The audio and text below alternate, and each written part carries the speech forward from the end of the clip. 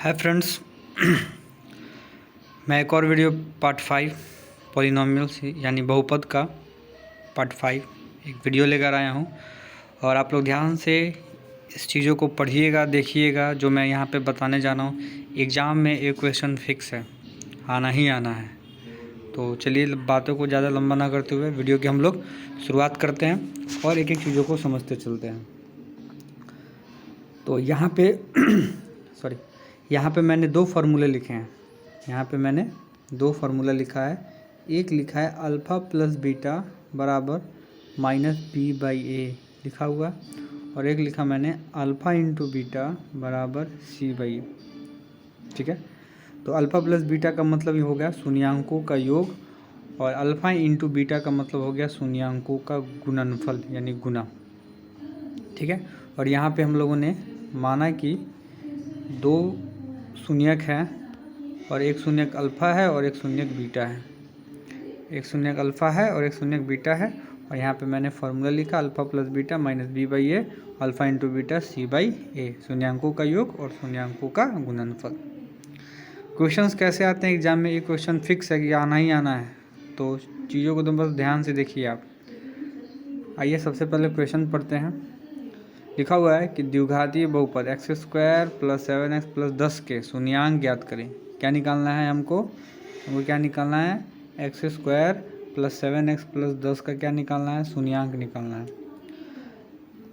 तथा शून्यांकों और गुणांकों के बीच क्या संबंध का सत्यापन करें। संबंध का हम लोग को सत्यापन करना, कैसे इस सवाल को सॉल्व करेंगे, बहुत बेसिक से एक एक चीज़ों को मैं बताया हूँ। वीडियो को देखिए और चीज़ों को समझने का प्रयास कीजिए। तो हम लोगों ने पढ़ा था कि द्विघात बहुपद का सामान्य रूप क्या होता है। तो A X square B X plus C, A X square B X plus C, ये द्विघात बहुपद का सामान्य रूप है। पावर देखते हैं, पहचानने का हम पावर देखते हैं। तो यहाँ पे तो एकदम इसी के रूप में एक सवाल यहाँ पे लिखा हुआ है, x square 7x plus 10, x square plus 7x plus 10। तो इसमें ए का मान 1 हो जाएगा, बी का मान 7 हो जाएगा और सी का मान 10 हो जाएगा। देखिए मैंने यहाँ पे लिखा है ए का मान 1, बी का मान 7 और सी का मान 10। तो इसको सॉल्व करते हैं। सॉल्व करने के लिए क्या है, आइए सॉल्व करते हैं इसको, सवाल को। यहाँ पे लिखा हुआ है x square plus 7x plus 10। तो हमें ये सोचना है कि 7x जो होता है सम ऑफ मल्टीपल होता है, सम ऑफ मल्टीपल होता है। तो हमको ये सोचना है ना, ये 10 जो है वो कौन सी ऐसी संख्या है, दो ऐसी संख्याएं खोजनी है कि जिसको मल्टीप्लाई करेंगे तो 10 मिलेगा और सम करेंगे तो 7 मिलेगा। वही संख्या खोजनी है।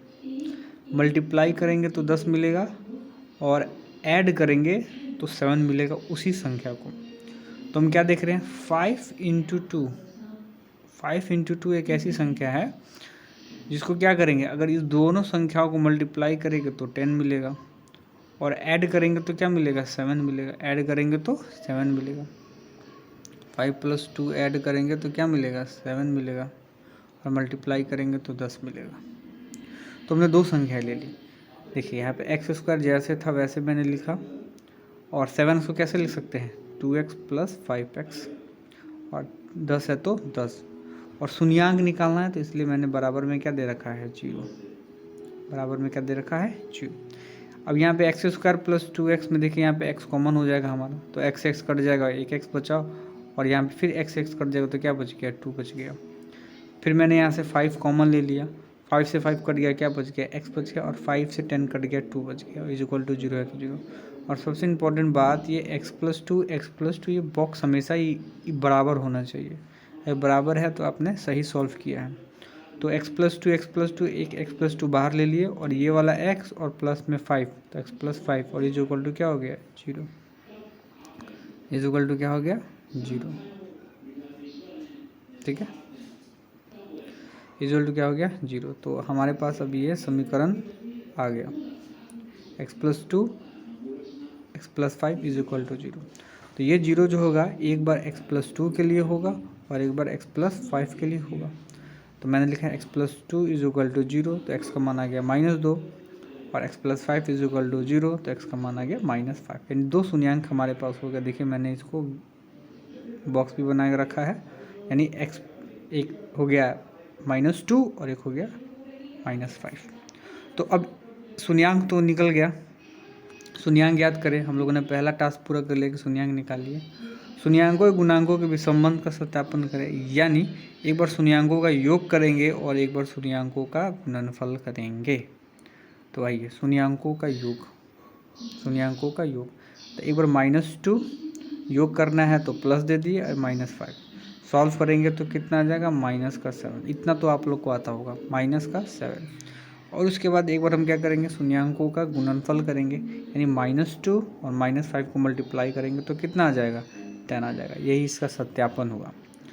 अगर आप चाहते हैं कि इस चीज़ को आप ट्रिक्स मतलब फॉर्मूले से भी सॉल्व कर सकते हैं, यहाँ पे आप ध्यान से देख लीजिए।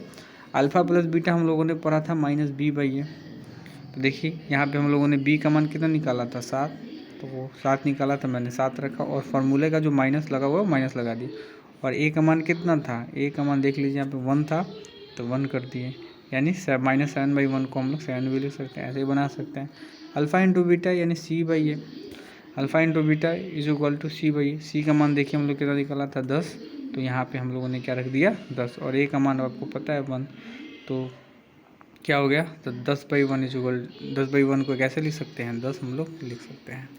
तो यही था आज के वीडियो में कि शून्यांकों का योग और शून्यांकों का गुणांक के बीच संबंध स्थापित करना था और शून्यांक ज्ञात करना था। तो सवालों को सॉल्व कीजिए और आई होप ये वीडियो आपको अच्छा लगा होगा। तो वीडियो को लाइक शेयर एंड सब्सक्राइब कर दीजिएगा। फिर हम लोग मिलेंगे नेक्स्ट वीडियो में। तो टेक केयर, ध्यान रखिए, और फिर हम लोग मिलते हैं नेक्स्ट वीडियो में एक ऐसे ही शानदार वीडियो लेकर आऊँगा। तो आज यहीं पे समापन, ध्यान रखिए, मस्त रहिए, धन्यवाद।